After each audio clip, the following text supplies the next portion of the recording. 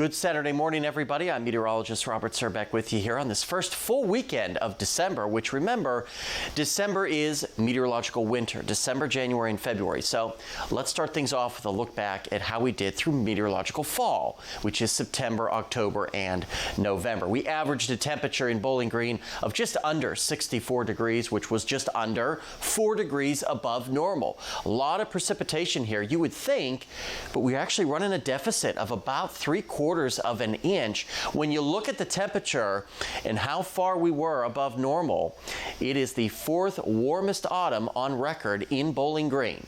So definitely, and you remember all those warm days. Now, we have started out December cool, so we'll have to see how meteorological winter plays out here over the next 3 months to see if it was cooler or warmer than normal. Typically, climatologically in December, we cool down. Notice high temperatures early in the month are in the 50s, but by the end of the month, we've cooled down into the mid-40s for our highs. Same thing with lows. Just a little bit above freezing early in the month, and then below freezing by the end of the month. And we typically average just under an inch of snowfall for the month of December.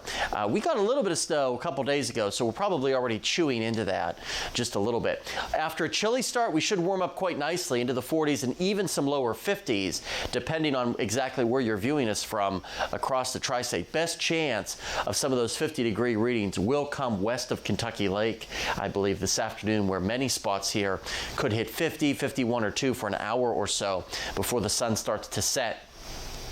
Quiet tonight, but by Sunday morning, we will watch clouds start to increase ahead of our next weather maker that will spread showers in here and actually more widespread rains actually Sunday night and into Monday. And that rain could be a little bit heavy at times, so keep that in mind. But not today. A sunny and warmer day, but a little bit on the breezy side, so that could take the edge off of those warmer temperatures by just a little bit. But really, if you have outdoor plans across the whole viewing area, really nothing to worry about. It's going to be a very nice day, and mild tonight, upper 30s and lower 40s under clear skies. You look at the extended forecast, that rain moves in Sunday night into Monday. A couple leftover showers throughout the day on Monday, maybe even a couple of showers Tuesday, before we start to cool down with below average temperatures middle of the week.